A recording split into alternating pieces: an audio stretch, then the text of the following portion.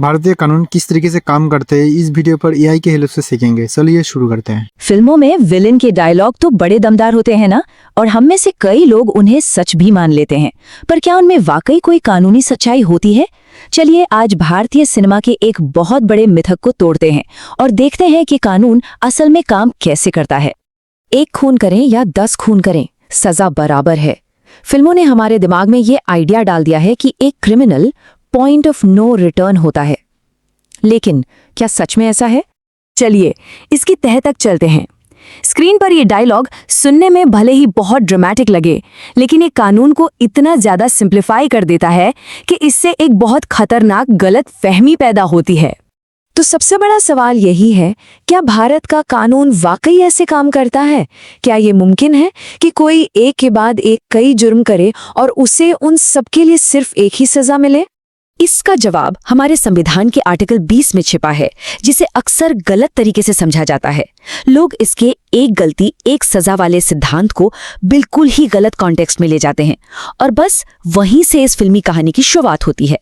तो आखिर ये आर्टिकल 20 कहता क्या है? देखिए, इसका असली मतलब है डबल जेपर्डी का सिद्धांत, यानी किसी भी इंसान पर एक ही जुर्म के लिए एक से ज्यादा बार केस नहीं चलाया जा सकता और ना ही उसे सजा दी जा सकती, बशर्ते उस पर फाइनल फैसला आ चुका हो। इसको थोड़ा और आसान बनाते हैं। मान लीजिए किसी ने चोरी की और उसे 6 महीने की सजा हो गई। अब वो सजा काटने के बाद जब बाहर आता है तो पुलिस उसे पकड़कर उसी चोरी के लिए दोबारा जेल में नहीं डाल सकती। एक गलती एक सजा। लेकिन यहां एक बहुत बड़ा लेकिन है, और अब हम आते हैं इस पूरे मामले के सबसे अहम हिस्से पर। तब क्या होता है जब एक ही क्रिमिनल एक्ट में एक नहीं बल्कि कई अलग अलग कानून तोड़े जाते हैं। जरा इस टेबल पर गौर कीजिए। एक तरफ है एक साधारण सा जुर्म जैसे चोरी, जिसमें आमतौर पर एक ही चार्ज लगता है और एक ही सजा होती है। अब दूसरी तरफ देखिए, किडनैपिंग और मर्डर जैसा एक कॉम्प्लेक्स एक्ट। यहां पर कानूनी सिस्टम इसे एक जुर्म की तरह नहीं बल्कि जुर्मों की एक पूरी सीरीज की तरह देखता है। किडनैपिंग, गैरकानूनी हथियार रखना, मर्डर, हर एक का अपना अलग चार्ज होता है। सोचिए कैसे एक ही घटना से इतने सारे चार्जेस का जाल बन जाता है। अगर जुर्म ग्रुप में किया गया तो वो डकैती माना जाएगा। किसी को घर से उठाया तो किडनैपिंग का चार्ज लग गया। कोई गैरकानूनी हथियार इस्तेमाल हुआ तो वो आर्म्स एक्ट के खिलाफ है।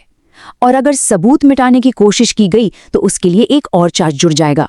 पर बात सिर्फ इतनी नहीं है कि क्या किया गया, बल्कि ये भी है कि क्यों किया गया। मतलब इरादा क्या था, क्योंकि इरादा और हालात सब कुछ बदल सकते हैं। एक ही नतीजा, जैसे किसी की मौत, बिल्कुल अलग अलग सजाओं की वजह बन सकता है। चलिए इसे एक एग्जाम्पल से समझते हैं। इस कार एक्सीडेंट वाले एग्जाम्पल से ये बात एकदम साफ हो जाती है। तीनों मामलों में एक इंसान की जान गई, लेकिन पहले मामले में जहां ब्रेक फेल हो गया, सजा सबसे कम होगी। दूसरे में जहां लापरवाही थी, यानी नशे में ड्राइविंग, सजा ज्यादा होगी। और तीसरे में जहां इरादा ही मारने का था, वो तो सीधा सीधा हत्या मानी जाएगी और सजा सबसे कठोर होगी। अब इस कॉम्प्लेक्स आइडिया को हमेशा के लिए याद रखने के लिए एक बड़ी ही मजेदार लेकिन असरदार एनालॉजी का इस्तेमाल करते हैं। इसे कहते हैं सजा का ऑमलेट। सोचिए, एक अंडा होता है, लेकिन उसे कितने तरीकों से बनाया जा सकता है। उबला हुआ, करी, ऑमलेट, हाफ फ्राई और भी न जाने क्या क्या। बिल्कुल ठीक इसी तरह एक जुर्म के साथ होता है। असल जुर्म तो वो अंडा है, लेकिन जज एक शेफ की तरह उसे अलग अलग चार्जेस में पकाता है। हर टूटा हुआ कानून एक नया मसाला है जो आखिरी डिश यानी सजा में डाला जाता है, और रेसिपी के हिसाब से नतीजा बहुत अलग हो सकता है। तो घूम फिरकर वापस आते हैं उसी मशहूर फिल्मी डायलॉग पर। अब ये एकदम साफ है कि वो सिर्फ एक कहानी है, हकीकत नहीं। असल जिंदगी में कानून हर एक गलती का हिसाब रखता है। तो क्या 250 साल की सजा मिल सकती है? जी हाँ, बिल्कुल। ये कोई गलती नहीं है।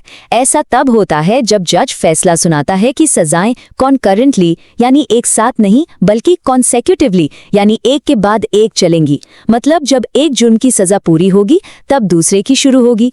इसीलिए सजाएं जुड़ते जुड़ते इतनी लंबी हो जाती हैं। तो सबसे जरूरी बात जो याद रखनी है वो ये है कि भारतीय कानून में 1 खून करें या 10 सजा बराबर बिल्कुल नहीं होती। हर एक जुर्म की अपनी सजा है और वो सब जुड़ती हैं। आखिर में कानून एक सीधी सपाट सड़क नहीं, बल्कि एक बहुत ही जटिल जाल है जहां सब कुछ एक दूसरे से जुड़ा हुआ है। और ये हमें एक दिलचस्प सवाल पर लाकर छोड़ता है, कानून के इस जाल में से अगला कौन सा उलझा हुआ धागा सुलझते हुए देखा जाए।